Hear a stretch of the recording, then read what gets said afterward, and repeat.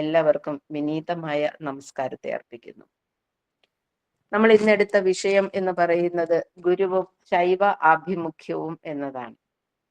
എല്ലാവർക്കും അറിയുന്ന ഒരു വിഷയമൊക്കെ തന്നെയാണ്. എന്നിരുന്നാലും അതിനെ ഒന്ന് ചിട്ടപ്പെടുത്തി പറയുമ്പോൾ അതെല്ലാവർക്കും ഒന്ന് കേൾക്കാമല്ലോ എന്ന് കണ്ടിട്ടാണ് ഈ ഒരു വിഷയം ഇന്നെടുത്തത്.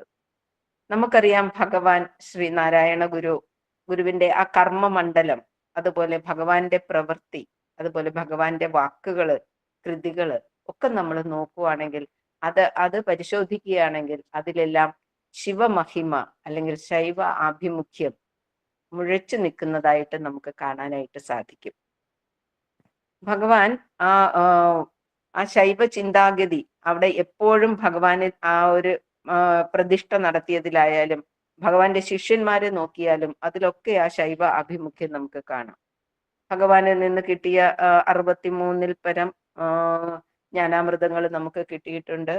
അതില് 33 സ്തോത്ര കൃതികളാണ്. ആ സ്തോത്ര കൃതികളില് 15 ശിവഭഗവാനെ സ്തുതിച്ചു കൊണ്ടിട്ടുള്ളതാണ്. അപ്പൊ ഭഗവാനും ശൈവ ആഭിമുഖ്യം എന്ന് പറയുമ്പോൾ ശിവനുമായിട്ടുള്ള ആഭിമുഖ്യം. അപ്പൊ 15ഓളം കൃതികള് ശിവനെ പ്രകീർത്തിച്ചു കൊണ്ടിട്ടുള്ളതാണ്. അപ്പൊ ഏറ്റവും കൂടുതൽ കൃതികൾ വന്നിരിക്കുന്നത്, സ്തോത്ര കൃതികളില് ഏറ്റവും കൂടുതൽ ജ്ഞാനാമൃതങ്ങൾ വന്നിരിക്കുന്നത് ശിവഭഗവാനെ പ്രകീർത്തിച്ചു കൊണ്ടുള്ളതാണ്. എന്നിരുന്നാലും ബാക്കിയുള്ള ജ്ഞാനാമൃതങ്ങൾ നമ്മൾ നോക്കുവാണെങ്കിൽ, ഇപ്പം വിനായകനെ സ്തുതിച്ചു കൊണ്ടിട്ടുള്ള കീർത്തനങ്ങളായാലും, അത് മുരുകനെ സ്തുതിച്ചു കൊണ്ടിട്ടുള്ള കീർത്തനങ്ങളായാലും, ദേവിയെ സ്തുതിച്ചു കൊണ്ടിട്ടുള്ളതായാലും, ഏതായാലും അതിലൊക്കെ എന്താണ് ശിവഭഗവാന്റെ അലങ്കാരം, ശിവഭഗവാന്റെ ലക്ഷണങ്ങളോടുകൂടി നിൽക്കുന്ന ദേവതാ സങ്കല്പങ്ങളെയാണ് നമ്മൾ കാണുന്നത്. എന്ന് വെച്ചാൽ ആദിഗുരുവായിട്ടുള്ള പരമ്പൊരുളായിട്ടുള്ള എല്ലാത്തിനും ആധാരമായി നിൽക്കുന്ന ആ ശിവഭഗവാനെയാണ് ഭഗവാൻ എപ്പോഴും എല്ലാ ജ്ഞാനാമൃതങ്ങളിലും നമുക്ക് കാട്ടിത്തരുന്നത്. അത് സ്തോത്ര കൃതികളിൽ മാത്രമല്ല, ഭഗവാനിൽ നിന്ന് കിട്ടിയിട്ടുള്ള ദാർശനിക കൃതികളിലും മുഴച്ചു നിൽക്കുന്നത് ആ ശിവഭഗവാൻ തന്നെയാണ്. നമ്മൾ ആത്മോപദേശ ശതകം പഠിച്ചതാണ്. ത്രിഗുണമയം തിരുനീറണിഞ്ഞൊരീശൻ. അവിടെ തിരുനീറണിഞ്ഞു നിൽക്കുന്ന ഈശൻ എന്ന് പറയുമ്പോൾ അത് ശിവഭഗവാനെയാണ്. അതുപോലെ ദാർശനിക കൃതിയായ ദർശനമാലയിലെ അധ്യാരോപ ദർശനത്തില് ഒന്നാമത്തെ ആ സ്റ്റാൻസയിൽ തന്നെ, ഒന്നാമത്തെ ജ്ഞാനവല്ലരിയിൽ തന്നെ, ആസീദഗ്രേ അസദേവേദം ഭുവനം സ്വപ്നവത് പുനഃ സസർജ സർവം സങ്കല്പ മാത്രേണ പരമേശ്വര. ആ പരമേശ്വരന്റെ സ്വപ്നത്തിൽ നിന്നാണ് ഉണ്ടായത്. അപ്പൊ എവിടെ നമ്മൾ നോക്കിയാലും ആ പരമേശ്വരനെ സ്തുതിച്ചുകൊണ്ടുള്ള, അല്ലെ പരമേശ്വരനെ ചേർത്തുകൊണ്ടുള്ള ആ ഭഗവാന്റെ മൊഴികളായാലും ഭഗവാന്റെ കർമ്മമണ്ഡലത്തിലായാലും ഭഗവാന്റെ പ്രവൃത്തികളിലായാലും ഒക്കെ നിൽക്കുന്നത് ആ ശിവഭഗവാനാണ്. എന്തിനും ഏതിനും ആശ്രയിക്കേണ്ടത് നമ്മൾ ആ പാദകമലങ്ങളിലാണ് ചേരേണ്ടത്. നമ്മൾ ഭഗവാന്റെ ദേഹത്തോടാണ് നമ്മൾ ചേരേണ്ടത്. അപ്പൊ എന്തിനും നമുക്ക് ആശ്രയമായി നിൽക്കുന്ന മംഗളരൂപിയായിട്ടുള്ള ശിവഭഗവാനെയാണ് ഭഗവാന്റെ ഓരോ ജ്ഞാനാമൃതത്തിലൂടെ കടന്നു പോകുമ്പോഴും നമുക്ക് കാണാൻ പറ്റുന്നത്. അതിൽ നമുക്കറിയാം, നൈനാർ പതികം എന്നുള്ളതിൽ പതികം 4, നാലാമത്തെ മന്ത്രത്തിൽ കൊടുത്തിട്ടുണ്ട്, കുരുമണി കോവനൻ കുലദൈവം. കുരുമണി കോവിലൻ എൻ കുലദൈവം. കുരുമണി കോവിൽ എന്ന് പറയുന്നത് ശിവഭഗവാനെയാണ്. ശിവഭഗവാൻ എന്റെ കുലദൈവം എന്നാ പറഞ്ഞിരിക്കുന്നത്.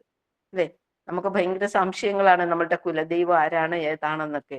ഇവിടെ ഭഗവാൻ എന്താ പറഞ്ഞിരിക്കുന്ന, ഭഗവാൻ ശ്രീനാരായണ ഗുരു പറഞ്ഞിരിക്കുന്നത് എന്താ, കുരുമണി കോവനൻ കുലദൈവം, ശിവഭഗവാനാണ് എന്റെ കുലദൈവം എന്ന് പറഞ്ഞിട്ടുണ്ട്.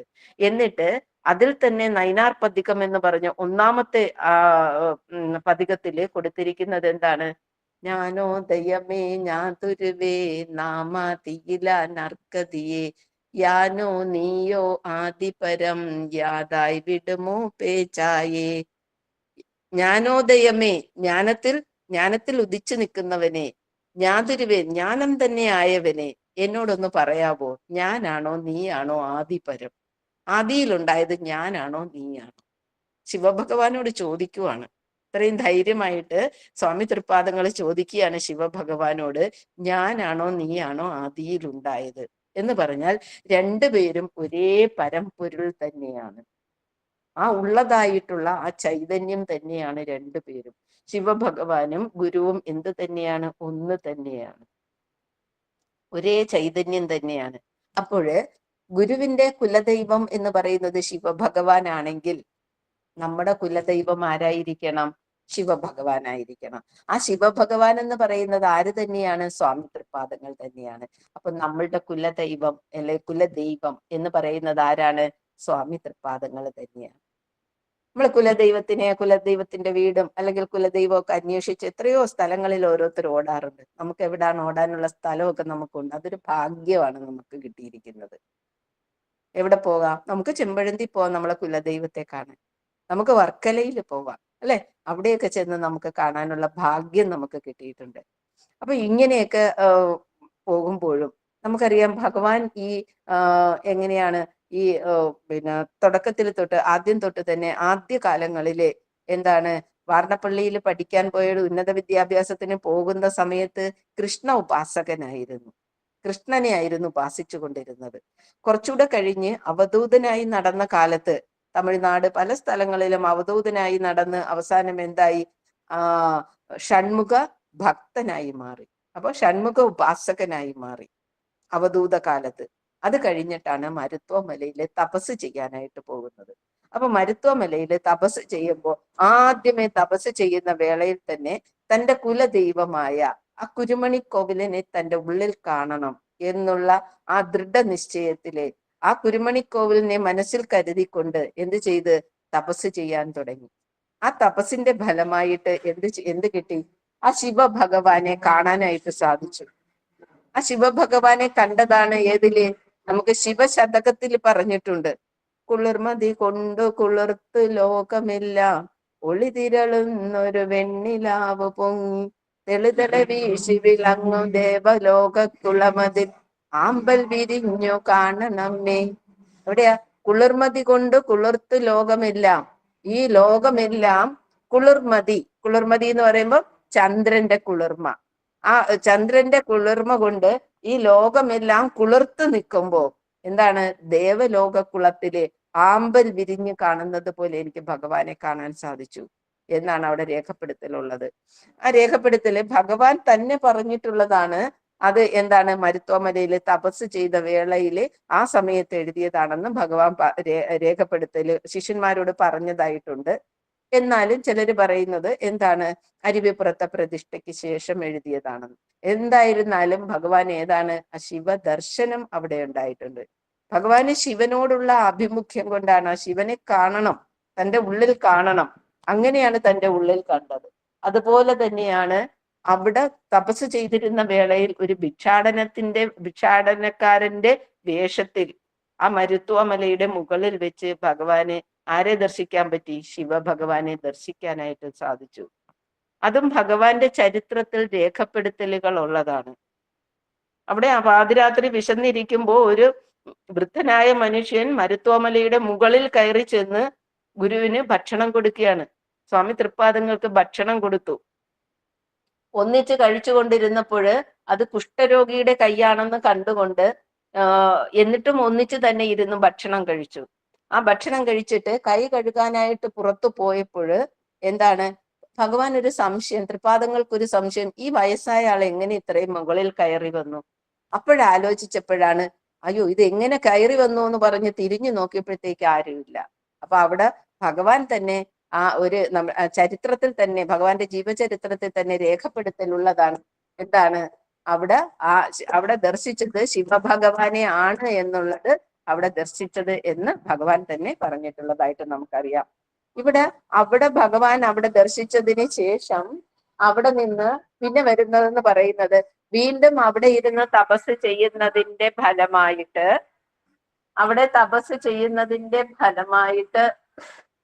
ഇവിടെ ശകലം ബഹളം നടക്കുന്നുണ്ട്. അതുകൊണ്ടാണ്. കേൾക്കാൻ പറ്റുന്നുണ്ടല്ലോ?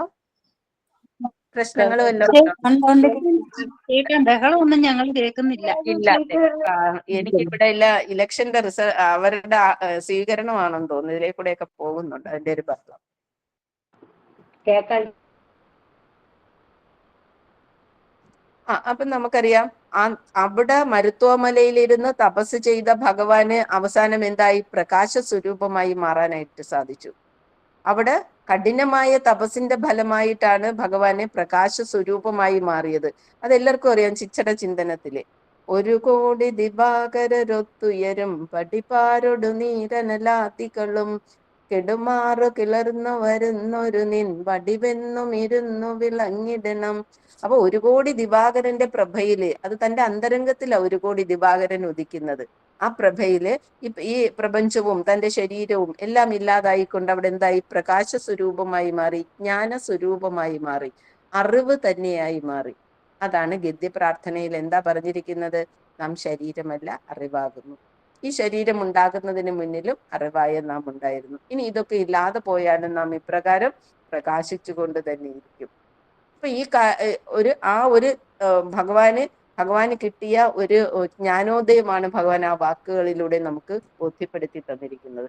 നമ്മളും അങ്ങനെ തന്നെയാ. ഭഗവാന് തെളിഞ്ഞു കിട്ടി, ഭഗവാൻ അത് റിയലൈസ് ചെയ്യാനായിട്ട് സാധിച്ചു, അത് അനുഭവിക്കാനായിട്ട് സാധിച്ചു. നമ്മളും അത് തന്നെയാണ്. നമ്മൾ എന്ത് ചെയ്യണം? അത് അനുഭവിക്കാൻ വേണ്ടിയിട്ടാണ് നമ്മളും ശ്രമിക്കുന്നത്. അതിനു വേണ്ടിയിട്ടാണ് ഭഗവാന്റെ ഈ ജീവിതത്തിലൂടെ നമ്മൾ പോകുന്നത്. അതൊക്കെ നമുക്ക് എന്താണ്? ഭഗവാൻ നമ്മുടെ മുമ്പിൽ തെളിഞ്ഞു നിന്ന് പറയുക. ഭഗവാൻ നമ്മളിൽ നിന്ന് എങ്ങും പോയിട്ടില്ല, പ്രകാശവാ. ഏത് രീതിയില്? ഈ 63 ജ്ഞാനാമൃതങ്ങളായിട്ട് നമ്മുടെ മുന്നിൽ ഇങ്ങനെ നിൽക്കുവാണ് ഭഗവാൻ. അതുകൊണ്ടാണ് നാം ശരീരമല്ല, അറിവാകുന്നു. നമ്മളെല്ലാം അങ്ങനെയാ. നമ്മൾ ആരും ഈ ശരീരമല്ല, നമ്മളെല്ലാം അറിവെന്ന് പറയുന്ന ആരെയാണ്? ദൈവത്തിനെയാണ്. ദൈവം തന്നെയാകുന്നു. അപ്പൊ അവിടെ ഭഗവാൻ ഇങ്ങനെ അനുഭവിച്ചറിഞ്ഞ ഭഗവാൻ എന്താണ്? അവിടെ തന്നെ ഇരിക്കാതെ, ആ ജ്ഞാനത്തിൽ ഇരിക്കാതെ അവിടെ നിന്ന് എന്ത് ചെയ്തു? താഴേക്ക് ഇറങ്ങി വന്നു. താഴേക്ക് ഇറങ്ങി വരുന്നതിനുള്ള കാരണവും ഭഗവാൻ അവിടെ പറഞ്ഞിട്ടുണ്ട്. ഇടയ്ക്ക് വെച്ച് ഭഗവാനെ എന്താണ്? ഷൺമുഖനെ ദർശിക്കാനായിട്ട് സാധിച്ചിട്ടുണ്ട്. അവിടെ സുബ്രഹ്മണ്യ ഭഗവാനെ ദർശിക്കാനായിട്ട് സാധിച്ചിട്ടുണ്ട്. അവിടെ പറഞ്ഞു തട്ടി പെരുക്കി പെരുവെളിയാക്കുക എന്ന് വെച്ചാല് വീണ്ടും തപസ് ചെയ്ത് മുകളിലോട്ടാക്കുന്നതിന് പകരം എന്ത് ചെയ്യണമെന്ന് പറഞ്ഞു? ആ ദർശനത്തിലൂടെ കാണുന്നതാ. കഷ്ടം ദീനം പിടിച്ചോ മധുരത് കുടിച്ചോ കിടക്കുന്ന ലോകർക്ക്. ആ ലോകരെന്നുള്ള നമ്മൾ അണ്ടർലൈൻ ചെയ്യണം. ഈഴവർക്കോ ഒരു ദേശക്കാർക്കോ ഒരു ജാതിക്കാർക്കോ ഒന്നുമല്ല. കഷ്ടം ദീനം പിടിച്ചോ മധുരയത് കുടിച്ചോ കിടക്കുന്ന ലോകർക്ക്. ദീനം പിടിക്കുക എന്ന് പറയുമ്പോൾ അജ്ഞാന അന്ധകാരം. നമ്മളൊക്കെ അന്നത്തെ കാലത്ത് അജ്ഞാനത്തിൽ പെട്ട് കിടന്നതാ, അന്ധകാരത്തിൽ പെട്ട് കിടന്നതാ. വഴി നടക്കാനോ അല്ലെങ്കിൽ എന്താണ് ചേറിലും ചെളിയിലും പൂണ്ട് കിടന്നിരുന്ന നമ്മള്, കല്ലുമാലയും ഇട്ട് നടന്നിരുന്ന ഒരു വിഭാഗം ജനങ്ങള്, പുറത്തിറങ്ങാൻ അധികാരമില്ല, അവകാശമില്ലാതെ നടന്ന ജനങ്ങള്, ഒരു നല്ല ക്ഷേത്രത്തിൽ പോകാൻ, നല്ല ദേവനെ ആരാധിക്കാനുള്ള സ്വാതന്ത്ര്യം ഇല്ലാതിരുന്ന ജനങ്ങള്, ഒരു നല്ല പ്രാർത്ഥന ചൊല്ലാനുള്ള അവകാശം, എന്തിന് ഒന്ന് കുളിക്കാൻ പോലും അവകാശമില്ലായിരുന്ന ജനങ്ങളുടെ ഇടയിലേക്കാണ് ഭഗവാൻ അവരെ ആകവെ ലോകത്തെ ആകവെ ഉണർത്തി ഉയർത്തുന്നതിന് വേണ്ടിയിട്ട്. ലോകരെല്ലാം അജ്ഞരാണ് എന്ന് കണ്ടിട്ട് അവരെ എല്ലാം ഉണർത്തി ഉയർത്തുന്നതിന് വേണ്ടിയിട്ടാണ് ഭഗവാൻ ആ ജ്ഞാനത്തിൽ നിന്ന് നമ്മിലേക്ക് ഒരു അവതാരമായി വന്നത്. അവിടെ ഭഗവാൻ അവതാരമായിട്ട് നാരായണൻ ആരായിട്ടാണ് നമ്മളിലേക്ക് ഇറങ്ങി വരുന്നത്? ഭഗവാൻ ശ്രീനാരായണ ഗുരുവായിട്ടാണ് നമ്മളിലേക്ക് ഇറങ്ങി വന്നത്. ഇവിടെ വന്നിട്ട് ചെയ്തതെന്ന് പറയുന്നത് ആദ്യ പ്രതിഷ്ഠ, എല്ലാവർക്കും അറിയാം അല്ലെ? 1888 നമുക്ക് ശിവപ്രതിഷ്ഠ തന്നു. അവിടെ ശിവപ്രതിഷ്ഠ തരുമ്പോ ആ ശിവപ്രതിഷ്ഠയിലെ അവിടെ ആലേഖനം ചെയ്തു വെച്ചത് ഭഗവാന്റെ ദർശനവും അവിടെ ആലേഖനം ചെയ്തു വെച്ചിട്ടുണ്ട്. അവിടെ ശിവപ്രതിഷ്ഠ എന്ന് പറയുമ്പോൾ എന്താണ്? ശിവൻ, മംഗളരൂപിയായ ശിവനെയാണ് പ്രതിഷ്ഠ ചെയ്തു തന്നത്. എന്തുകൊണ്ട്? ഈ ജനങ്ങളെ എല്ലാം ഉണർത്തി ഉയർത്തണമെങ്കിൽ മംഗളരൂപിയായ ശിവഭഗവാന് മാത്രമേ സാധിക്കൂ. അതുകൊണ്ടാണ് അവിടെ ശിവഭഗവാനെ പ്രതിഷ്ഠ ചെയ്തു തന്നത്. അതോടൊപ്പം തന്നെ എന്ത് ചെയ്തത്? അവിടെ വെച്ച് ആദ്യം കണ്ട തൻ്റെ ഒരു ബാലനെ അല്ലെ, കൊച്ചപ്പിപ്പിള്ള എന്ന ബാലനെ കണ്ടപ്പോൾ ആ ബാലനെ തന്നിലേക്ക് ഒരു കാന്തത്തെ പോലെ അടുപ്പിച്ചിട്ട് ആ ബാലൻ എന്ത് കാണിച്ചു കൊടുത്തു? തൻ്റെ സ്വരൂപം എന്തെന്ന് അവിടെ കാണിച്ചു കൊടുത്തു. താനും ശിവനും ഒരേ ചൈതന്യം തന്നെയെന്ന് ഒരു സന്ധ്യാവേളയിൽ കാട്ടിക്കൊടുത്തു.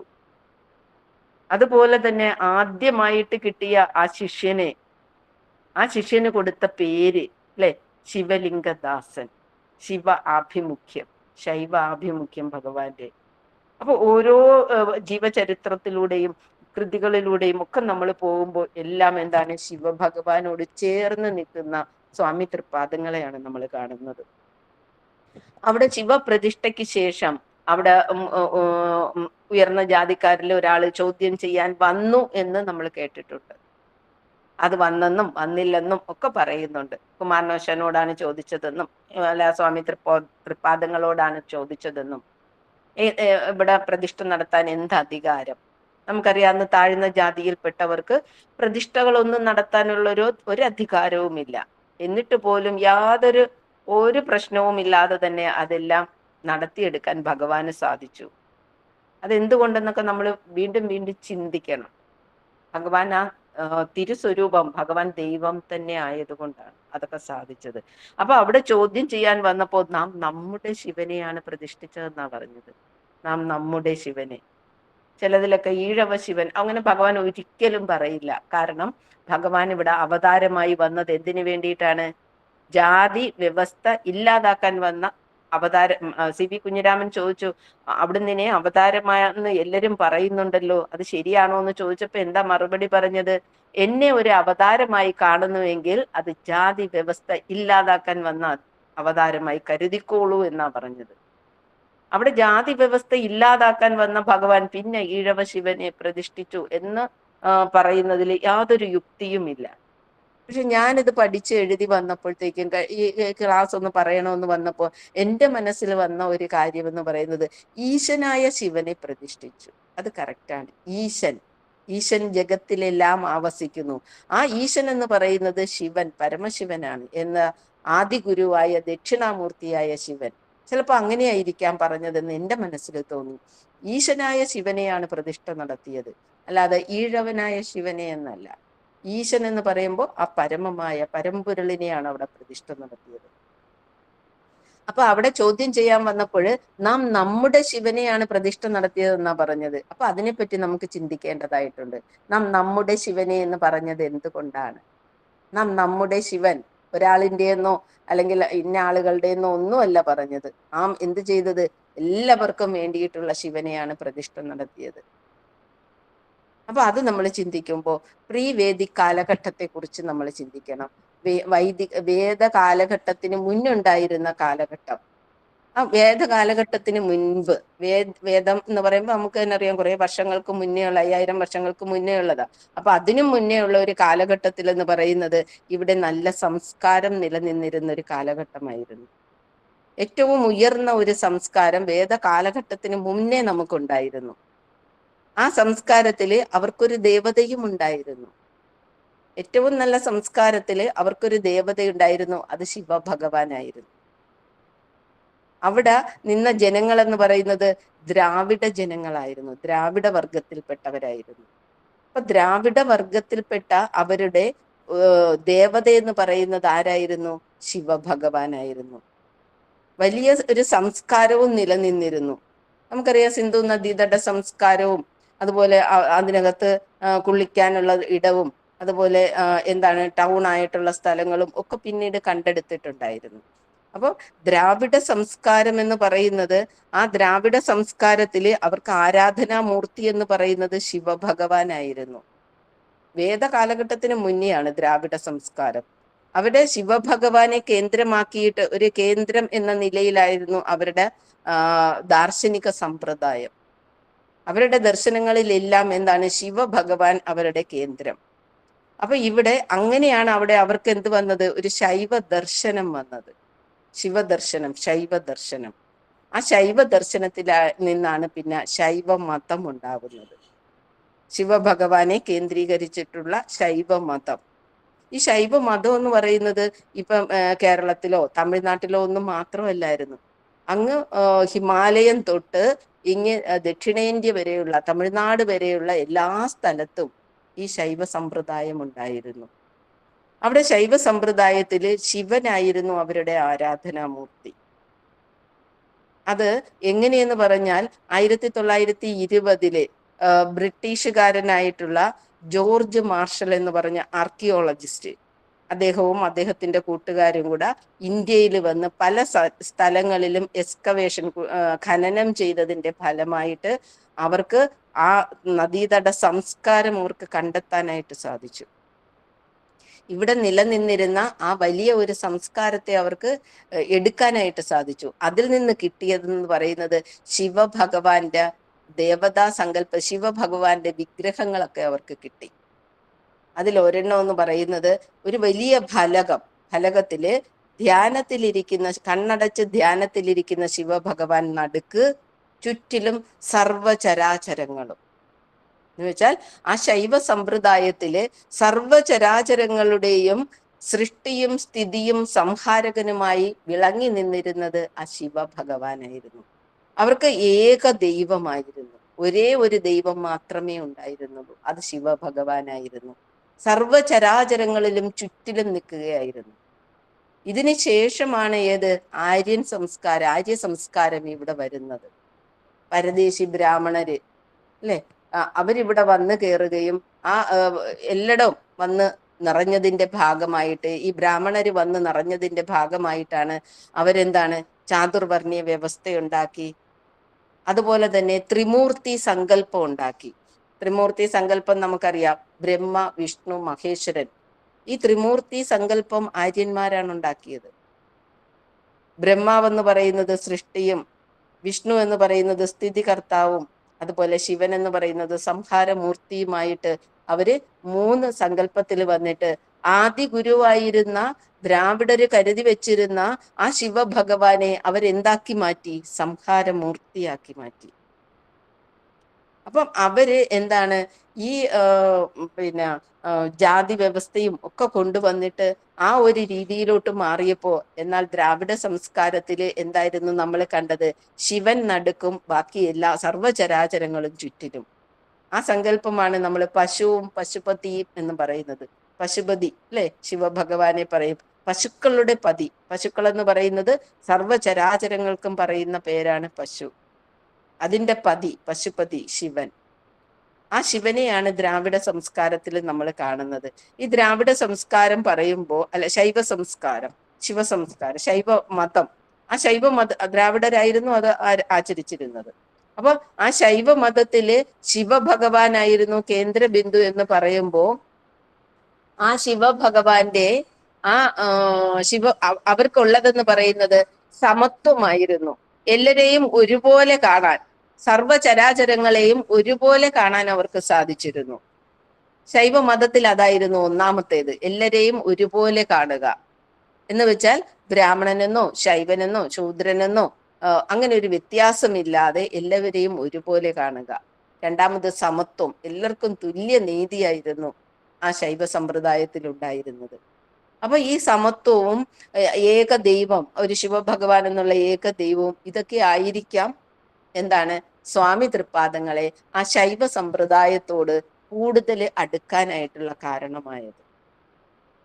നമുക്ക് തന്നെ അറിയാം, ആ ഏക ദൈവം അല്ലെങ്കിൽ സമത്വം, ഭഗവാൻ ഇവിടെ ഒരു അവതാരമായിട്ട് വന്നിട്ടുണ്ടെങ്കിൽ എന്താണ് ജാതി വ്യവസ്ഥ ഇല്ലാതാക്കാൻ വന്ന അവതാരം. അപ്പൊ അന്നത്തെ കാലത്ത് അവരിലെ ശൈവ മതത്തില് ജാതിയുടെ വ്യത്യാസമൊന്നുമില്ല, ഏക ദൈവമാണ്. ഇതെല്ലാം സ്വാമി തൃപ്പാദങ്ങൾക്ക് എന്താണ് ആ ശൈവ മതത്തോട്, ശൈവ സമ്പ്രദായത്തോടുള്ള ആഭിമുഖ്യമായി മാറി. ആ ശൈവ സമ്പ്രദായത്തോടുള്ള ആഭിമുഖ്യം നമുക്ക് അറിയാം. ഭഗവാൻ പിന്നീട് ഈ ശിവപ്രതിഷ്ഠകളൊക്കെ നടത്തുമ്പോൾ പിന്നെ ധാരാളം ശിവപ്രതിഷ്ഠകൾ നടത്തി തന്നിട്ടുണ്ട്. അപ്പൊ ആ ഒരു ശിവനെയാണ് അന്ന് 1888 ദ്രാവിഡരുടെ സംസ്കാരത്തിലുള്ള ഏക ദൈവമായിട്ടുള്ള ദക്ഷിണാമൂർത്തിയായിട്ടുള്ള ശിവഭഗവാനെയാണ് അവിടെ പ്രതിഷ്ഠ നടത്തിയത്.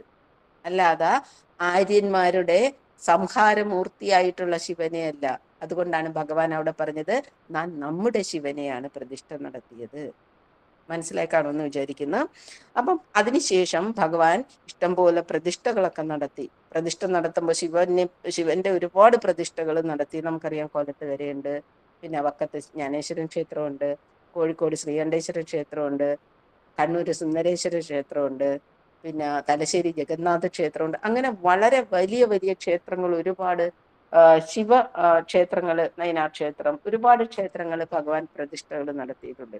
അങ്ങനെ പ്രതിഷ്ഠകൾ നടത്തുമ്പോഴും ഏറ്റവും അവസാനം പ്രതിഷ്ഠ നടത്തിയത് ഓംകാര പ്രതിഷ്ഠയാണ്.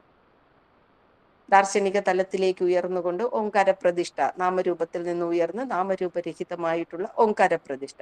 ആ ഓംകാര പ്രതിഷ്ഠയിൽ നമ്മൾ ആലോചിക്കേണ്ടത് എന്താണ്? ഓംകാരം എന്ന് പറയുന്നത് ആരുടെ മന്ത്രമാണ്? ശിവന്റെ മന്ത്രമാണ്. ആദി മന്ത്രമാണ്, ബീജമന്ത്രമാണ്. അപ്പൊ ആദി മന്ത്രമായിട്ടുള്ള ഓംകാരം അത് ശിവന്റെ മന്ത്രമാണ്. അപ്പൊ അങ്ങനെയുള്ള മന്ത്രത്തെ, ആ ബീജമന്ത്രത്തെയാണ് നമുക്ക് ഭഗവാൻ പ്രതിഷ്ഠിച്ചു തന്നത്. അതൊക്കെ ഭഗവാന് ആ ശിവനോടുള്ള ആഭിമുഖ്യം.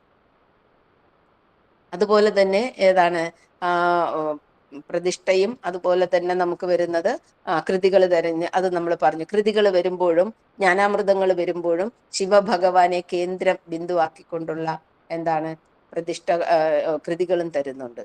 അതുപോലെ ഇത് കഴിഞ്ഞിട്ട് നമുക്കറിയാം ഈ പ്രതിഷ്ഠകൾക്ക് ശേഷം വരുന്നത് ഏതാണ്? വർക്കലയില് തൻ്റെ എന്താണ് ആധ്യാത്മിക കേന്ദ്രമായിട്ട് വർക്കല എടുക്കുമ്പോൾ അവിടെ ശിവനുമായിട്ട് യാതൊരു ബന്ധവുമില്ല. കുറ്റിക്കാടായിട്ട് കിടന്ന വർക്കല പ്രദേശത്തെ എന്താക്കി മാറ്റി? ശിവഗിരിയാക്കി മാറ്റി, ശിവന്റെ ഗിരിയാക്കി മാറ്റി. കൈലാസം ശിവന്റെ ഗിരിയാണെങ്കിൽ ഇവിടെ എന്താണ്? സ്വാമി തൃപ്പാദങ്ങൾ ആകുന്ന ശിവന്റെ ഗിരിയാക്കി, ശിവഗിരിയാക്കി മാറ്റി. അവിടെയുള്ള സംഭവം നമുക്കറിയാം. എന്താണ്? ശാരദാ പ്രതിഷ്ഠയ്ക്ക് ശേഷം ശങ്കരൻ പരദേശി, ഇപ്പൊ നമുക്ക് പോകുമ്പോ കാണാം, വൈദിക മഠത്തിന്റെ പുറകിലിരിപ്പുണ്ട് ശങ്കരൻ പരദേശി. ആ ശങ്കരൻ പരദേശി ഭഗവാനോട് പറഞ്ഞു, നമുക്കൊരു ശിവനെ കൂടെ ഇവിടെ വേണം, ശാരദാംബ മാത്രം പോരാ. ഭഗവാനാണ് നമുക്കറിയാം എല്ലാത്തിനും എസ് പറയും, ആരെയും ഒന്നും വെറുപ്പിക്കത്തില്ല, ആരോടും അങ്ങനെ കൂടുതൽ പറയത്തുമില്ല. ഓക്കെ വെച്ചോളാൻ പറഞ്ഞു. അങ്ങനെ ശാരദാ മഠത്തിന് മുന്നില് ഒരു ശിവ പ്രതിഷ്ഠ വെച്ച് അത് എന്താണ് ഓലപ്പുരയായിട്ട് അത് കെട്ടി അവിടെ വെച്ചിട്ട് ആരാധനയും തുടങ്ങിയിരുന്നു. 1 വർഷം കഴിഞ്ഞപ്പോഴാണ് ജ്ഞാനേശ്വരൻ ക്ഷേത്രത്തിലെ ഭഗവാന് പ്രതിഷ്ഠ വന്നത്. അവിടെ പ്രതിഷ്ഠയ്ക്ക് ഭഗവാൻ പോയി. പ്രതിഷ്ഠ കഴിഞ്ഞ് ആ സ്റ്റെപ്പിൽ ഇറങ്ങി ആ ഗോപുരവാതിലിൽ നിൽക്കുമ്പോൾ തന്നെ ഇവിടെ നിന്ന് ഒരു ശിഷ്യൻ ഓടിച്ചെന്ന് പറയുകയാണ് ഭഗവാനോട്, ഭഗവാനെ ഇവിടുത്തെ ആ പുര കത്തിപ്പോയി, ആ ശിവഭഗവാനെ വെച്ചിരുന്ന പുര കത്തിപ്പോയി. ഭഗവാൻ ഒരു സംശയവുമില്ലാതെ പറയുകയാണ്, എന്നാൽ ആ ശിവൻ ഇവിടെ ഇരിക്കട്ടെ. കത്തിപ്പോയല്ലോ, ആ പോയ ശിവൻ ഇവിടെ, നാം പ്രതിഷ്ഠിച്ചത് ആ ശിവനെയാണ്, അതുകൊണ്ടാണ് അവിടെ അത് കത്തിപ്പോയത്. നാം അവിടെ ഇരിക്കാം, ആ ശിവൻ ഇവിടെ ഇരിക്കട്ടെ. വർക്കലയിലിരുന്ന ശിവൻ ജ്ഞാനേശ്വരൻ ക്ഷേത്രത്തിൽ ഇരിക്കട്ടെ. നാം എന്ന് വെച്ചാല് സ്വാമി തൃപ്പാദങ്ങൾ എവിടെ ഇരിക്കാം? ശിവഗിരിയിൽ ഇരിക്കാം. ഒരിടത്ത് ഒരു ശിവൻ മാത്രം പോരെ? അപ്പൊ സ്വാമി തൃപ്പാദങ്ങൾ ആര് തന്നെയാണ്? ആ ശിവ ഭഗവാൻ തന്നെയാണ്. ശൈവ ആഭിമുഖ്യം, ശിവനോട്, ആ ശിവൻ തന്നെയായ ഭഗവാനെ നമുക്ക് അവിടെയൊക്കെ കാണാനായിട്ട് സാധിക്കും. അതുപോലെ ആലുവ അദ്വൈതാശ്രമം നിർമ്മിക്കുമ്പോഴും അവിടെ ഭഗവാൻ പറഞ്ഞത്, തൊട്ടപ്പുറത്ത് ശിവനും ഉണ്ടല്ലോ എന്ന് പറഞ്ഞു. ആലുവയിലെ ശിവക്ഷേത്രം കണ്ടിട്ട് പറഞ്ഞതാണ്, തൊട്ടപ്പുറത്ത് ശിവനും ഉണ്ടല്ലോ. ആ ശിവന്റെ ആഭിമുഖ്യം ഇതൊക്കെ നമ്മൾ കണ്ടുകൊണ്ടിരിക്കുന്നതാണ്. അതുപോലെ തന്നെ ഭഗവാനിൽ നിന്ന് കിട്ടിയ ഉദ്ബോധനാത്മക കൃതികൾ നമ്മൾ കാണാറുണ്ട്. അനുകമ്പാ ദശകം, ഭഗവാന് ഏറ്റവും കൂടുതൽ അടുപ്പമുണ്ടായിരുന്നത്, ഭഗവാന്റെ ഏറ്റവും വലിയ ദർശനം എന്ന് പറയുന്നത് അനുകമ്പയാണ്. ഭഗവാന്റെ ഏറ്റവും വലിയൊരു ദർശനമാണ് അനുകമ്പ. ഒരു ജാതി, ഒരു മതം, ഒരു ദൈവം എന്നതുപോലെ തന്നെ അത് എല്ലാം ഒരേപോലെ നിൽക്കുന്നതാണ് അനുകമ്പ. അപ്പൊ അനുകമ്പ എന്ന് പറയുമ്പോൾ എന്താണ്? നമ്മൾ വിചാരിക്കും ഒരു ജീവി ഇപ്പൊ അയാളുള്ള സഹതാപമാണ്. സഹതാപമല്ല അനുകമ്പ, സിമ്പതി അല്ല അനുകമ്പ, അത് എമ്പതിയാണ്. എമ്പതി എന്ന് പറയുമ്പോൾ തൻ്റെ മുന്നിൽ നിൽക്കുന്ന ഏത് കുഞ്ഞു ജീവിയെയും, അത് കല്ലിനകത്ത് കുടികൊള്ളുന്ന അല്പജന്തു അല്ലെ, കുഞ്ഞു ജീവി, അല്ലെങ്കിൽ മഞ്ഞുണ്ട് ജീവിക്കുന്ന, മഞ്ഞിനകത്ത് ജീവിക്കുന്ന ജീവികളുണ്ട്, പനിയുണ്ടിടും കൃമി തുടങ്ങി, അത് നമ്മൾ കേട്ടിട്ടുണ്ട്. അങ്ങനെ കുഞ്ഞു ജീവി മുതല് അല്ലിക്കുടത്തിൽ അമരുന്ന അമരേന്ദ്രൻ എന്ന് വെച്ചാൽ വലിയ ജീവി വരെ, വലിയ പൊസിഷനിലുള്ളവർ വരെ ആരെയാണ്? ആ ശിവഭഗവാന്റെ ആ കാരുണ്യം കൊണ്ട് നിൽക്കുന്നതാണ്. അതറിയുന്നതാണ് അനുകമ്പ. നമ്മുടെ മുന്നിൽ ഒരു കുഞ്ഞെറുമ്പിനെ കാണുമ്പോൾ അതിനകത്ത് ഇരിക്കുന്ന ചൈതന്യവും, അല്ലെങ്കിൽ ഫ്രിഡ്ജിനകത്ത് ഇരിക്കുന്ന ഒരു പൂപ്പലിനകത്തുള്ളിൽ ഉണ്ടാകുന്ന ആ ചൈതന്യവും, എവിടെ ഇരിക്കുന്ന കല്ലിൻ്റെ അകത്തിരിക്കുന്ന കുഞ്ഞു ജീവിയിലുള്ള ചൈതന്യവും എന്നിലെ ചൈതന്യവും ഒന്ന് തന്നെയാണ്. ഞാനും ആ ജീവിയുടെ ചൈതന്യവും ഒന്ന് തന്നെയാണ് എന്ന് കാണുന്നതാണ് അനുകമ്പ. അങ്ങനെ വരുമ്പോൾ ഒരു പീഡ എറുമ്പിനും വരുത്തില്ല. നമ്മളൊരു എറുമ്പിനെയും ഒന്നും ചെയ്യില്ല. അങ്ങനെയുള്ള അനുകമ്പ ദശകത്തില് ഭഗവാൻ അനുകമ്പയാണ്ടവരാര് എന്ന് നമ്മളോട് ചോദിക്കുന്നുണ്ട് അല്ലെ. അനുകമ്പയാണ്ടത് ആരാണ് എന്ന് ഭഗവാൻ നമ്മളോട് ചോദിക്കുന്നതില് അവിടെ പരമേശ പവിത്ര പുത്രനോ എന്ന് ചോദിക്കുന്നുണ്ട് അല്ലെ, യേശുദേവനാണോ എന്ന് നമ്മളോട് ചോദിക്കുന്നുണ്ട്. അതുപോലെ തന്നെയാണ് പിന്നെ വരുന്നത് ആരാണ് അവിടെ, നബി തിരുമേനി അല്ലെ, ആ നബി തിരുമേനിയാണോ എന്നും അവിടെ ചോദിക്കുന്നുണ്ട്. അപ്പൊ അത് ചോദിച്ചു കഴിഞ്ഞതിന് ശേഷം വീണ്ടും ചോദിക്കുന്നത് 4 ശൈവ സിദ്ധന്മാരെയാണ്. ശിവ പാടലുകളുമായി, ശിവപാട്ടുകളുമായി പാടി നടക്കുന്ന ശൈവ ഭക്തരായിട്ടുള്ള, ശൈവ മത വിശ്വാസികളായിട്ടുള്ള 4 ശൈവ ഭക്തരെ കുറിച്ചാണ് അവിടെ ഗുരു പറയുന്നത്. അവരനുകമ്പയാണ്ടവരാണോ എന്നുള്ളൊരു ചോദ്യത്തില് അതിൽ ഒന്നാമത്തത് ചോദിക്കുന്നത്, ജ്വരമാറ്റി വിഭൂതി കൊണ്ട് മുന്നരുതാം വേലകൾ ചെയ്ത മൂർത്തിയോ എന്ന് ചോദിക്കുന്നുണ്ട്. അവിടെ ചോദിക്കുന്നത് തിരിജ്ഞാന സംബന്ധർ എന്ന് പറഞ്ഞ ഒരു തമിഴ് ശൈവ ഭക്തനെ കുറിച്ചാണ്. തിരിജ്ഞാന സംബന്ധർ.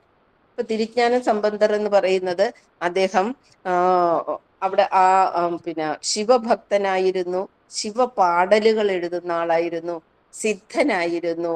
എന്ന് വെച്ചാല് ആ ശിവ കീർത്തനങ്ങൾ ചൊല്ലിക്കൊണ്ട് ആ പരമമായ സിദ്ധിവിശേഷങ്ങളൊക്കെ നേടിയിട്ടുള്ള, അല്ലെങ്കിൽ ആ പരമമായ തലത്തിൽ ഇവരൊക്കെ AD 4-ാം നൂറ്റാണ്ടിനും 9-ാം നൂറ്റാണ്ടിനും ഇടയിലൊക്കെ ജനിച്ചവരാണ്, ജീവിച്ചിരുന്നവരാണ് ഈ ശൈവ സിദ്ധന്മാര്. അപ്പൊ അതില് തിരിജ്ഞാന സംബന്ധർ എന്ന് പറയുന്ന അദ്ദേഹം എന്താണ്, ഇങ്ങനെ ശിവപാടലുകളുമായിട്ട് നടന്നിരുന്ന സമയത്ത് അവിടുത്തെ പാണ്ഡ്യ രാജ്യത്തെ ഉച്ചപാണ്ഡ്യൻ എന്ന് പറഞ്ഞ രാജാവുണ്ട്. ആ രാജാവിന് ജ്വരം വന്നപ്പോ അത് കൊട്ടാരത്തിലെ വൈദ്യന്മാരൊക്കെ പരിശോധിച്ചു, ഒക്കെ മരുന്ന് കൊടുത്തു, അത് മാറിയില്ല. അപ്പോഴാണ് എല്ലാരും പറഞ്ഞത്, തിരിജ്ഞാന സംബന്ധർ എന്ന് പറഞ്ഞൊരു സിദ്ധനുണ്ട്, ശൈവ സിദ്ധനാണ്, അദ്ദേഹത്തെ വിളിച്ചാല് അദ്ദേഹം അത് മാറ്റിത്തരും. അങ്ങനെ എല്ലാരും പോയി കൊട്ടാരത്തിൽ കൊണ്ടുവന്നു, രാജാവിനെ കാണിച്ചു. അദ്ദേഹം ഉടൻ തന്നെ എന്ത് ചെയ്തു, ആ പിന്നെ ശിവകീർത്തനം മനസ്സിൽ സ്വരിച്ചുകൊണ്ട് എന്താണ്, ആ ഭസ്മം എടുത്തു ഈ ഉച്ചപാണ്ഡ്യൻ എന്ന് പറഞ്ഞ ആ രാജാവിന്റെ പുറത്തേക്ക് ഇട്ടു, പ്രാർത്ഥിച്ചുകൊണ്ട്, ശിവകീർത്തനങ്ങൾ പ്രകീർത്തിച്ചുകൊണ്ട്, പാടിക്കൊണ്ട്. അങ്ങനെ അദ്ദേഹത്തിന്റെ ജ്വരം അപ്പോൾ തന്നെ മാറി. അതോടൊപ്പം തന്നെ അദ്ദേഹത്തെ ഉച്ചപാണ്ഡ്യൻ എന്ന് വിളിച്ചിരുന്നത് അദ്ദേഹത്തിന് ഒരു കൂനുള്ളത് കൊണ്ടായിരുന്നു. ആ കൂനും അപ്പോഴേ അങ്ങ് മാറി. അദ്ദേഹം പിന്നെ ഏറ്റവും നല്ല സുന്ദരനായിട്ട് മാറി.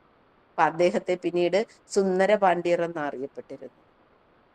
അപ്പൊ തിരിജ്ഞാന സംബന്ധർ ഇങ്ങനെയൊക്കെ പിന്നീടും ഒരുപാട് ശിവകീർത്തനങ്ങൾ ഇടുകയും സിദ്ധിവിശേഷങ്ങൾ കാണിച്ച ഒരുപാട് പേർക്ക് ഇങ്ങനെ എല്ലാ കാര്യങ്ങളും ചെയ്തു കൊടുത്തത് കൊണ്ട് അദ്ദേഹമാണോ അനുകമ്പയാണ്ടവൻ എന്ന് നമ്മളോട് ഭഗവാൻ ചോദിച്ചത്. ജ്വരമാറ്റി വിഭൂതി കൊണ്ട് മുന്നരുതാം വേലകൾ ചെയ്ത മൂർത്തിയോ. അടുത്തത് ചോദിക്കുന്നത്, അരുതാതെ വലഞ്ഞു പാടി ഔദരമാം നോവ് കെടുത്ത സിദ്ധനോ. അടുത്ത സിദ്ധനെ കുറിച്ച് ചോദിക്കുന്നുണ്ട്. പാടി വലഞ്ഞ് എന്ന് വെച്ചാല് ശിവകീർത്തനങ്ങള്, ശിവപാടലുകള് സ്വയം ഉണ്ടാക്കിക്കൊണ്ട് അത് പാടി നടന്ന സിദ്ധനാണ്. അത് അപ്പർ എന്ന് പറഞ്ഞ സിദ്ധനാണ്. അപ്പർ അദ്ദേഹവും തമിഴ്നാട്ടിലുള്ള ശിവഭക്തനാ. ശിവപാടലുകളാണ് എഴുതുന്നത്, ശിവനെ പ്രകീർത്തിച്ചുകൊണ്ട്. അദ്ദേഹം ചെറുതായിരുന്നു, അദ്ദേഹത്തിന്റെ വീട്ടിൽ എല്ലാവരും ശിവഭക്തരായിരുന്നു. ഈ അപ്പറുടെ വീട്ടില്, അപ്പർ യഥാർത്ഥ പേരിലെ അപ്പർ എന്നുള്ള പേര് കൊടുത്തത് തന്നെ തിരിജ്ഞാന സംബന്ധരാ അദ്ദേഹത്തെ അപ്പർ എന്ന് വിളിച്ചത് തന്നെ. അപ്പൊ ഇദ്ദേഹത്തിന്റെ വീട്ടിൽ എല്ലാവരും ശിവഭക്തരാ. ഒരു പെങ്ങളാ ഉള്ളത്, അത് തിലകവതിയാർ എന്ന അവരുടെ പേര്. ഒരു പെങ്ങളും ഇദ്ദേഹവുമാണുള്ളത്. അപ്പൊ തിലകവതിയാറ് ആയിട്ട് ഒന്നിച്ചു കഴിയുമ്പോൾ അച്ഛനും അമ്മയും മരണപ്പെട്ടു ഇവരുടെ. അപ്പൊ മരണപ്പെട്ടപ്പോ ഈ സഹോദരിയാണ് ഈ സഹോദരനെ വളർത്തുന്നത്. ചെറുതാണ് സഹോദരൻ. അപ്പോ അവര് ശിവഭക്തനായിട്ടിരിക്കുന്ന സമയത്ത് ഈ സഹോദരൻ ശകലം വളർന്നപ്പോ ആ സ്ഥലങ്ങളിലൊക്കെ ജൈനമതം വന്നു. അപ്പൊ ജൈന ഭക്തനായിട്ട് മാറി. ഇപ്പൊ ജൈന ഭക്തനായിട്ട് മാറി ഇവിടെ നിന്ന് ആ ശിവ സ്തുതികളൊക്കെ ചൊല്ലാതെയായി. അപ്പൊ തിലകവതിയാർക്ക് വളരെ വിഷമമായി. അപ്പൊ എങ്ങനെയും ശിവനിലേക്ക് തിരിച്ചു കൊണ്ടുവരണമെന്നായി. അങ്ങനെ തിലകവതിയാർ ശിവഭഗവാനെ പ്രാർത്ഥിച്ച് ഈ അപ്പർ എന്ന് പറഞ്ഞ ബാലനെ ഒരു ഉദരരോഗം പിടിപെട്ടു. ഉദരരോഗം പിടിപെട്ടിട്ട് എന്തൊക്കെ മരുന്ന് ചെയ്തിട്ടും അത് മാറുന്നില്ല. പലതും പാടിയൊക്കെ നോക്കി, ജൈനമതക്കാരുടെ എല്ലാം പാടി നോക്കിയിട്ട് മാറിയില്ല. അപ്പൊ തിലകവതിയാറ് പറഞ്ഞു, നീ എന്ത് ചെയ്യുക, ഓംകാരം സ്വരിക്കുക, ഓം നമഃശിവായ എന്ന് നീ സ്വരിച്ചാൽ നിന്റെ അസുഖം മാറുമെന്ന് പറഞ്ഞു. അങ്ങനെ അപ്പർ എന്ത് ചെയ്തു? ശിവകീർത്തനങ്ങൾ പാടി അവസാനം എന്താ ചെയ്തു? അപ്പറുടെ അസുഖം മാറി. അസുഖം മാറിയപ്പോൾ വീണ്ടും തിരിച്ച് ശിവഭക്തനായി മാറി. ശിവഭക്തനായി മാറുകയും ശിവനെ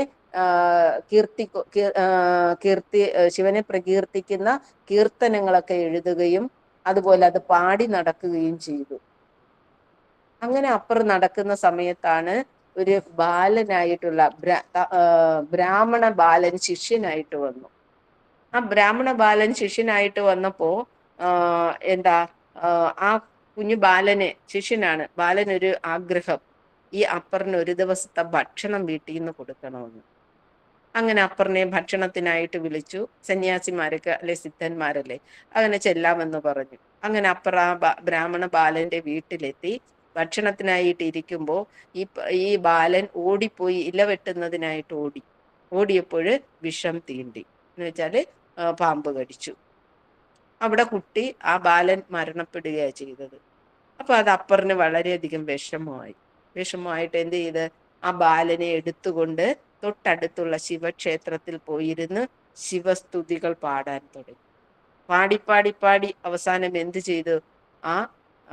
രക്ഷപ്പെട്ടു. ആ കുട്ടിക്ക് ജീവൻ കിട്ടി എന്നാണ് അവരുടെ അതിലൊക്കെ രേഖപ്പെടുത്തലുകളുള്ളത്, അവരുടെ ചരിത്രത്തില് രേഖപ്പെടുത്തലുകളുള്ളത്.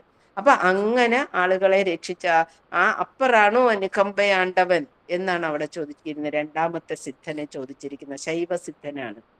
ഭഗവാൻ ആ അവർക്കും കൂടി ഏതാ നബി തിരുമേനിക്ക് കൊടുത്ത അതേ സ്ഥാനം അല്ലേ? അതുപോലെ യേശുവിന് കൊടുത്ത അതേ സ്ഥാനം, ക്രിസ്തുവിന് കൊടുത്ത അതേ സ്ഥാനം ഒക്കെയാണ് ആർക്ക് കൊടുക്കുന്നത്? ഈ ശൈവസിദ്ധർക്കും കൊടുത്തിരിക്കുന്നത്. വീണ്ടും മൂന്നാമത്തെ സിദ്ധൻ എന്ന് പറയുന്നത് ഹരൻ അന്നെഴുതി പ്രസിദ്ധമാം മറയൊന്നോതിയ മാമുനീന്ദ്രനോ. അവിടെയും ചോദിക്കുന്നത് ഒരു സിദ്ധനെ കുറിച്ച് തന്നെയാണ്. ശൈവസിദ്ധൻ, തമിഴ്നാട്ടിലുണ്ടായിരുന്ന തമിഴ്നാട്ടിൽ നിന്ന സിദ്ധൻ തന്നെയാണ് എന്ന് പറയുന്നത്. പിന്നെ അത് അപ്പർ കഴിഞ്ഞ് മാണിക്യവാചർ എന്ന് പറഞ്ഞു. മാണിക്യവാചർ. അപ്പൊ മാണിക്യവാചർ എന്ന് പറഞ്ഞ സിദ്ധര് അവിടെ തമിഴ്നാട്ടിലെ വടവൂർ എന്ന സ്ഥലത്ത് ജനിച്ച ഒരാളാണ്. വടവൂർ എന്ന സ്ഥലത്ത് വടവൂരാൻ എന്നാണ് അദ്ദേഹത്തെ അറിയപ്പെട്ടിരുന്നത്. അപ്പൊ അദ്ദേഹം വളരെയധികം ബുദ്ധിയുള്ളൊരു ബാലനായിരുന്നു കുഞ്ഞിലെ. 16-ാമത്തെ വയസ്സിൽ തന്നെ എല്ലാ അറിവുകളും നേടിയ ഒരു ബാലനായിരുന്നു ഈ വടവൂരാൻ. അദ്ദേഹത്തെ എന്ത് ചെയ്തെന്നറിയാമോ? അവിടുത്തെ പാണ്ഡ്യരാജ്യത്തെ രാജാവ് മന്ത്രിയാക്കി. കാരണം എല്ലാ അറിവുകളും 16-ാം വയസ്സിൽ തന്നെ നേടിയതാ. അപ്പൊ മന്ത്രിയാക്കിയിട്ട് അവിടെ അങ്ങനെ ഇരിക്കുന്ന സമയത്ത് ഈ കൊട്ടാരത്തിലേക്ക് കുതിരകളെ വാങ്ങണം. കുതിരകളെ വാങ്ങുന്നതിന് ഈ വടവൂർ എന്ന് പറഞ്ഞ ഒരു സ്ഥലത്താണ് കുതിരകളെ വാങ്ങേണ്ടിയിരുന്നത്. അതുകൊണ്ട് ഈ മന്ത്രിയെ തന്നെ അങ്ങോട്ട് പറഞ്ഞു വിട്ടു. അങ്ങനെ ഇദ്ദേഹം അവിടെ പോയി. അവിടെ കുതിരകളെ വാങ്ങാൻ പോയ അദ്ദേഹം അവിടെ അടുത്തുള്ള ശിവക്ഷേത്രത്തിൽ നിന്നുള്ള ശിവ ഗീതങ്ങളൊക്കെ കേട്ടപ്പോ, ശൈവഭക്തനും കൂടിയായിരുന്നു. ആദ്യമേ തന്നെ തമിഴ്നാട്ടിൽ നിന്ന് ശൈവ പാടലുകളൊക്കെ എഴുതുകയൊക്കെ ചെയ്യുന്ന ഒരു ശൈവഭക്തൻ കൂടിയായിരുന്നു വാചർ. അപ്പൊ അദ്ദേഹത്തിന് അങ്ങനെ പേരൊന്നും ഇല്ലായിരുന്നു, വടവൂരാൻ എന്ന പേരായിരുന്നു. അപ്പൊ അവിടെ ശിവന്റെ ക്ഷേത്രം, നടരാജ ക്ഷേത്രം കാണുകയും അപ്പോഴത്തേക്ക് ആ ശിവനെ പ്രകീർത്തിച്ചു കൊണ്ടുള്ള പാടലുകളൊക്കെ മനസ്സിൽ നിന്ന് വരികയും അതൊക്കെ അവിടെ പാടുകയും ഒക്കെ ചെയ്തു. ഇവരൊക്കെ ആ പാട്ടുകൾ എഴുതാൻ കഴിവുള്ളവരാണ്. ശിവനെ കുറിച്ചുള്ള പാട്ടുകൾ എഴുതുന്നവരാണ്. അപ്പൊ അവിടെ ഇരുന്ന് ഉറക്കെ സ്വരിക്കാൻ തുടങ്ങി. ശിവനെ പ്രകീർത്തിച്ചുകൊണ്ട് ഉറക്കെ പാടിക്കൊണ്ടിരുന്നപ്പോ ഒരു വൃദ്ധൻ അവിടെ വന്നു. അവിടെ വന്നിട്ട് പറഞ്ഞു, നന്നായിട്ട് ചൊല്ലുന്നുണ്ടല്ലോ, എനിക്കിതൊന്ന് എഴുതിയെടുക്കണമെന്ന് പറഞ്ഞു. അങ്ങനെ എഴുതിയെടുത്തോളാനായിട്ട് വീണ്ടും ചൊല്ലിക്കൊടുത്തു. അപ്പൊ അദ്ദേഹം തന്നെ പറഞ്ഞു, നിന്നെ മാണിക്യവാചർ എന്നറിയപ്പെടും എന്ന് പറഞ്ഞിരുന്നു. അപ്പൊ ഒന്നും അങ്ങനെ ശ്രദ്ധിച്ചില്ല, ഒരു വൃദ്ധനാണ് വന്നു പോയത്. പിറ്റേ ദിവസം ആ ശിവക്ഷേത്രത്തിൽ, നടരാജ ക്ഷേത്രത്തിൽ ചെന്നപ്പോ അവിടുത്തെ ശാന്തിക്കാരൻ ഇറങ്ങി വന്നിട്ട് പറയുന്നു, അവിടെ ഒരു താളിയോലയിൽ എഴുതി വെച്ചിരിക്കുന്നു, മാണിക്യവാചർ പറഞ്ഞു തന്നിട്ട് നടരാജൻ എഴുതിയെടുത്തത് എന്ന് പറഞ്ഞ് ആ ശിവസ്തുതികള് അവിടെ താളിയോലയിൽ അവിടെ ഇരിക്കുന്നു. അങ്ങനെയാണ് മാണിക്യവാചർ എന്ന പ്രസിദ്ധി നേടിയത്. അപ്പൊ അദ്ദേഹമാണോ ഈ അനുകമ്പയാണ്ടവൻ എന്ന് ചോദിക്കുന്നുണ്ട്. അതുപോലെ തന്നെ വേറെ ഒന്നുണ്ട്, മര്യാദുടലോട് പോയൊര പരമേശന്റെ പരാർത്ഥ്യ ഭക്തനും. അപ്പം ആ പരമേശനൊക്കെ അവിടെ വരുന്നുണ്ടല്ലേ, ശിവ ആഭിമുഖ്യം കൊണ്ടാണ്. ആ ശിവന്റെ ഭക്തൻ, പരമഭക്തനായിട്ടുള്ള ശിവന്റെ പരമഭക്തൻ ശിവഗീതങ്ങൾ പാടുകയും ശിവനെ പ്രകീർത്തിച്ച് ചൊല്ലുകയും നടക്കുകയും ഒക്കെ ചെയ്ത് ആ ഉയിരോടുകൂടി തന്നെ എന്താണ് അങ്ങ് ശിവഭഗവാനിൽ ലയിച്ചു എന്നാ പറയുന്നത്. അങ്ങനെയുള്ള ആ ശൈവഭക്തനാണോ അനുകമ്പയാണ്ടവൻ എന്ന് അവിടെ ചോദിക്കുന്നത്. അപ്പൊ ഇവിടെയെല്ലാം ശൈവ ആഭിമുഖ്യമാണ് നമ്മൾ കാണുന്നത്. ശിവഭഗവാനോടുള്ള ആഭിമുഖ്യം, നമ്മുടെ വിഷയവും അത് തന്നെയായിരുന്നു. അപ്പൊ ഇവിടെ അങ്ങനെ ഇത് അതുപോലെ തന്നെയാണ് ഭഗവാനിൽ നിന്ന് കിട്ടിയിട്ടുള്ള മറ്റൊരു ജ്ഞാനാമൃതമാണ് കുണ്ടലിനിപ്പാട്ട് എന്ന് പറയുന്നത്. ഈ കുണ്ടലിനിപ്പാട്ട് എന്ന് പറയുമ്പോൾ അത് യഥാർത്ഥത്തിൽ അതിന്റെ പേരങ്ങനെയല്ല. ഇത് തമിഴ്നാട്ടിലുള്ള ഒരു ശൈവ സിദ്ധന്റെ പാടലുകളോട് താരതമ്യപ്പെടുത്തിക്കൊണ്ടുള്ളതാണ് അത്. അവിടെ തമിഴ്നാട്ടില് പിന്നെ അത് എവിടെയെന്ന് പറഞ്ഞാല് ഇത് കിട്ടുന്നത് പാമ്പാട്ടി ചിന്ത് എന്ന പേരിലാണ് ഈ ഒരു ജ്ഞാനാമൃതം നമുക്ക് പോലും കിട്ടുന്നത്. അത് ഗീതാ സുരാജ് എന്ന് പറഞ്ഞ അവരുടെ ഗവേഷണ പ്രബന്ധത്തില് അവര് രേഖപ്പെടുത്തിയിരിക്കുന്നത് കരുവ കൃഷ്ണനാശാന്റെ നോട്ട്ബുക്കിൽ നിന്നാണ് ഇത് കിട്ടിയത്. നമ്മളിപ്പോ പാടുന്ന കുണ്ടലിനിപ്പാട്ട്, അതിന് അന്നത്തെ പേര് പാമ്പാട്ടി ചിന്തെന്ന. കരുവ കൃഷ്ണനാശാന്റെ നോട്ട്ബുക്കിൽ നിന്ന് അവിടെ നിന്നാണ് ഇത് കിട്ടുന്നത്. അപ്പൊ അവിടെ നിന്ന് കിട്ടുമ്പോൾ അതിനകത്ത് ഇത് പാമ്പാട്ടി ചിന്തെന്ന് പറയുന്നത് തമിഴ്നാട്ടില് പാമ്പാട്ടി ചിത്തർ എന്ന് പറയുന്ന ഒരാള് തമിഴ്നാട്ടിലെ ഗോകർണം എന്ന സ്ഥലത്ത് പാമ്പാട്ടി ചിത്തർ എന്ന് പറഞ്ഞ ഒരു ശൈവ ഭക്തൻ അവിടെ ഉണ്ടായിരുന്നു. അദ്ദേഹം ശിവനെ പ്രകീർത്തിച്ചുകൊണ്ട് പാടലുകൾ പാടുകയും പാമ്പിനോട് ആടാൻ പറഞ്ഞുകൊണ്ടുള്ള പാടലുകളായിരുന്നു അന്ന് അദ്ദേഹം എഴുതിയിരുന്നത്, ചൊല്ലിക്കൊണ്ട് നടന്നത്. പാമ്പിനെ ആടുക എന്നുള്ളതാണ്. അതെന്ന് പറയുന്ന വെറുതെ പറയുന്നതല്ല. കാരണം ജ്ഞാനപ്പാവൈ എന്ന് പറഞ്ഞ തമിഴിന്റെ ഗ്രന്ഥമുണ്ട്. ആ ഗ്രന്ഥത്തില് അദ്ദേഹത്തിന്റെ പാടലുകൾ ചേർത്തിട്ടുണ്ട്. ആ പാമ്പിനെ കുറിച്ച് അദ്ദേഹം അന്ന് ചൊല്ലിയ പാടലുകൾ പലതും ജ്ഞാനപ്പാവൈ എന്ന് പറഞ്ഞ ആ ഗ്രന്ഥത്തിൽ ചേർത്തിട്ടുണ്ട്. തമിഴ് സിദ്ധന അദ്ദേഹം എന്താണ് എഴുതിയതിന്റെ ഒരു ഏകദേശം ഞാനൊന്ന് ചൊല്ലാം, പാമ്പിനേത് വെച്ചിട്ട് അതും ഇതുമായിട്ട് താരതമ്യം ചെയ്യുമ്പോൾ. ആടുപാമ്പേ തെളിഞ്ഞാടുപാമ്പേ, തെളിഞ്ഞു നിന്നാടുപാമ്പേ, ശിവൻ ചിർപ്പതം കണ്ടു തെളിഞ്ഞാടുപാമ്പേ. അപ്പൊ അതിൽ എഴുതിയിരിക്കുന്നത് എന്താണ്? ആടുപാമ്പേ തെളിഞ്ഞാടുപാമ്പേ, തെളിഞ്ഞു നിൻ ആടുപാമ്പേ, ശിവൻ ചിർപ്പതം കണ്ടു തെളിഞ്ഞാടുപാമ്പേ. അപ്പൊ ആ നമ്മളെ പാമ്പാട്ടി ചിന്തും ആയിട്ട് താരതമ്യപ്പെടുത്തുമ്പോൾ ഏകദേശം അതുപോലെ ചേർന്ന് നിൽക്കുന്ന പാടലുകളാണ് അദ്ദേഹം എഴുതിയിരുന്നത്. അദ്ദേഹത്തിന്റെ തൊഴിൽ കൊണ്ടും ഈ പാമ്പിന്റെ അതിനായിട്ടുള്ള തൊഴിലുമായിരുന്നു. അവിടെ എന്ന് പറയുന്നത് അദ്ദേഹം മനസ്സിനെയാണ് പാമ്പായിട്ട് കരുതുന്നത്. മനസ്സിനെ പാമ്പായിട്ട് കരുതിക്കൊണ്ട് ആ ശിവഭഗവാനോട് പറയുകയാണ്, ആടുപാമ്പ് മനസ്സെന്ന് പറയുമ്പോൾ എല്ലായിടവും അങ്ങോട്ടും ഇങ്ങോട്ടും ഓടിക്കളിക്കുന്നതാ. സ്ഥൂലവും സൂക്ഷ്മത്തിലും എല്ലാം പോകുന്നതാണ് മനസ്സ്. ആ മനസ്സ് ചാഞ്ചാടി നിൽക്കുമ്പോൾ അതിനെ ആ ചാഞ്ചാട്ടത്തിലൂടെ എന്താണ് ഈ പ്രപഞ്ചത്തിൽ കാണുന്നതെല്ലാം ശിവസ്വരൂപം തന്നെയാണ്. പലതായി കാണുന്നതെല്ലാം ആ ഒന്ന് തന്നെയായിട്ടുള്ള ശിവസ്വരൂപം തന്നെയാണെന്ന് ഉള്ള പാടലുകളായിരുന്നു അദ്ദേഹത്തിൻ്റെത്. അപ്പം അത് എന്താണ് സ്വാമി തൃപ്പാദങ്ങളെ കൂടുതൽ ആകർഷിച്ചിരിക്കാം. അതുകൊണ്ടായിരിക്കാം ഭഗവാൻ അതിനോട് സാമ്യം ചേർത്തുകൊണ്ട് ഭഗവാന്റേതായ സ്വന്തമായിട്ടുള്ള പാമ്പാട്ടി ചിന്ത് എന്ന പാട്ട് വന്നത്. പിന്നെ ആരൊക്കെയോ പാട്ടിന് പേര് മാറ്റിക്കൊണ്ട് കുണ്ടലിനിപ്പാട്ട് എന്നൊക്കെ വന്നത്. ഭഗവാൻ അവിടെ അതെന്താണ്, അദ്ദേഹം തമിഴ് സിദ്ധനായിരുന്നു. ആ തമിഴിനോടുള്ള ആഭിമുഖ്യം നമുക്ക് അവിടെ കാണാൻ പറ്റും. വേറെ ഒന്നെന്ന് പറയുന്നത് തേവാരപ്പതികങ്ങൾ എന്ന് പറയുന്നത്, തേവാരം എന്ന് പറയുന്നത് ശിവനെ സ്തുതിച്ചുകൊണ്ടുള്ള സ്തുതി കീർത്തനങ്ങളെയാണ് തേവാരങ്ങൾ എന്ന് പറയുന്നത്. അപ്പൊ ശിവനെ സ്തുതിച്ചുകൊണ്ടുള്ള പതികം എന്ന് പറയുമ്പോൾ 10 എണ്ണമാണ്. അത് കൂടുതലും എഴുതിയിരിക്കുന്നത് നമ്മളെ ആരൊക്കെയാണ്, പിന്നെ ഇതിനകത്ത് തിരുജ്ഞാന സംബന്ധറുണ്ട്, സുന്ദർ എന്ന് പറഞ്ഞ ആളുണ്ട്, അപ്പർ. ഇവരൊക്കെയാണ് ആ തേവാരപ്പതികങ്ങൾ എഴുതിക്കൊണ്ടിരുന്നത്. അതില് അവിടെ പതികം എന്ന് പറയുന്നത് 10, പക്ഷെ ഭഗവാൻ എത്രയാണ്? 5 എണ്ണമാകുന്നത്. തേവാര പതികങ്ങളിൽ നമുക്കറിയാലോ 5 നൈനാർ പതിക ഓരോന്ന് വരുമ്പോ അതിലെന്താണ് 5 ഉള്ളൂ, പതികമല്ല 5.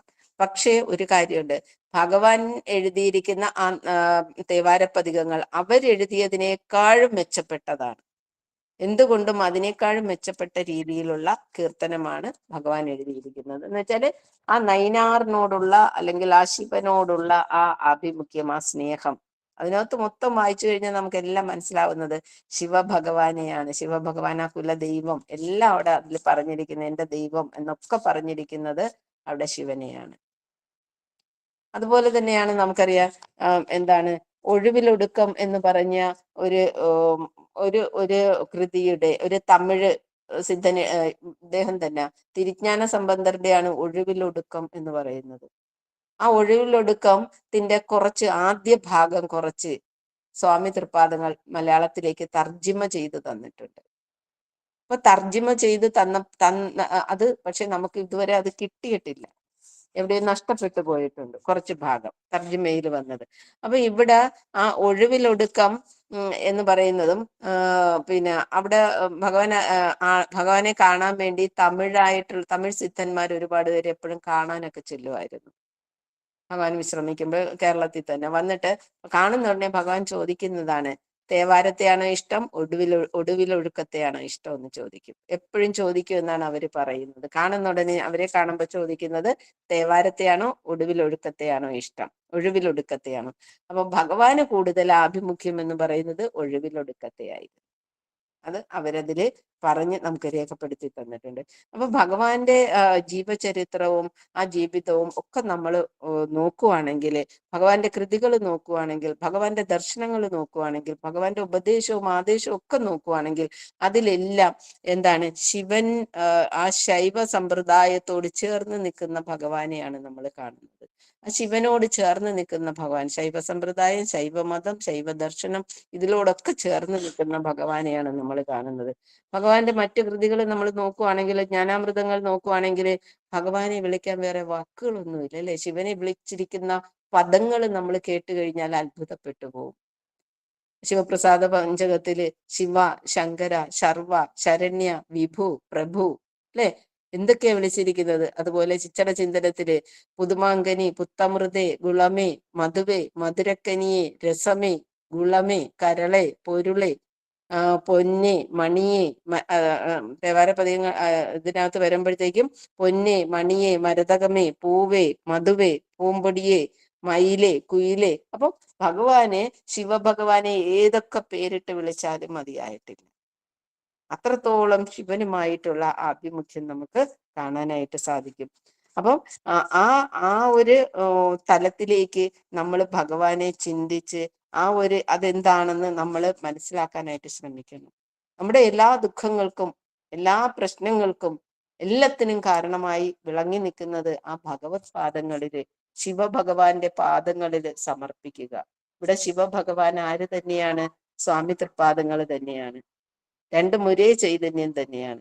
അപ്പൊ സ്വാമി തൃപ്പാദങ്ങളുടെ പാതാരവിന്ദങ്ങളില് നമ്മുടെ എല്ലാ ദുഃഖങ്ങളും എല്ലാ പ്രശ്നങ്ങളും എല്ലാം സമർപ്പിച്ചുകൊണ്ട് ആ ഭഗവാൻ തന്നെയായി മാറുക.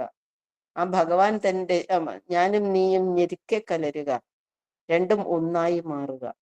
ഓരോന്നിലും ഓരോ ജ്ഞാനാമൃതം നമ്മളെ മന്നാതീതമൊക്കെ നോക്കുക, ഇന്ദ്രിയ വൈരാഗ്യമൊക്കെ നോക്കുമ്പോൾ അതിനകത്തൊക്കെ പദങ്ങൾ കൊടുത്തിരിക്കുന്നത് ഞാനും ആ ശിവഭഗവാനുമായിട്ട് ഒന്നിച്ചു ചേരുക, ശംഭുവിനെ വിളിച്ചുകൊണ്ടാ പറയുന്നത്. അപ്പം ഭഗവാന്റെ ശൈവ ആഭിമുഖ്യം ഏകദേശം കിട്ടി കാണുമെന്ന് വിചാരിച്ചുകൊണ്ട് എല്ലാവർക്കും അതിന് സാധിക്കട്ടെ. ഭഗവാന്റെ അനുഗ്രഹം, ശിവഭഗവാനായ ശൈവ ഭക്തനായിരുന്ന നമ്മുടെ ഭഗവാൻ സ്വാമി തൃപ്പാദങ്ങളുടെ ശ്രീനാരായണ മഹാഗുരുവിന്റെ അനുഗ്രഹം എല്ലാവർക്കും ഉണ്ടാകട്ടെ എന്ന് പ്രാർത്ഥിച്ചുകൊണ്ട് ഞാൻ എൻ്റെ വാക്കുകളിൽ നിന്ന് നിർത്തുകയാണ്. ഓം പൂർണ്ണമദഃ പൂർണ്ണമിദം പൂർണ്ണാത് പൂർണ്ണമുദച്യതേ പൂർണ്ണസ്യ പൂർണ്ണമാദായ പൂർണ്ണമേവാവശിഷ്യതേ. ഓം ശാന്തി ശാന്തി ശാന്തി. പറഞ്ഞ എല്ലാ വാക്കുകളും ഗുരുപാദങ്ങളിൽ സമർപ്പിക്കുന്നു. അതുപോലെ എന്നെ കേട്ടുകൊണ്ടിരുന്ന എല്ലാവരെയും ആകവേ നമസ്കരിച്ചുകൊണ്ട് എല്ലാവർക്കും നല്ലൊരു ദിവസം ആശംസിക്കുന്നു. ഗുരുവിന്റെ അനുഗ്രഹം ഉണ്ടാകട്ടെ എന്ന് പ്രാർത്ഥിക്കുന്നു. ഇതിന് അവസരം തന്ന ധന്യ ടീച്ചറിനും ബെൻസാൽ സാറിനും ഒരിക്കൽ കൂടി നന്ദി പറഞ്ഞുകൊണ്ട് എല്ലാവർക്കും ശുഭരാത്രി. നന്ദി. നമസ്തേ. കൃപാദിജയ.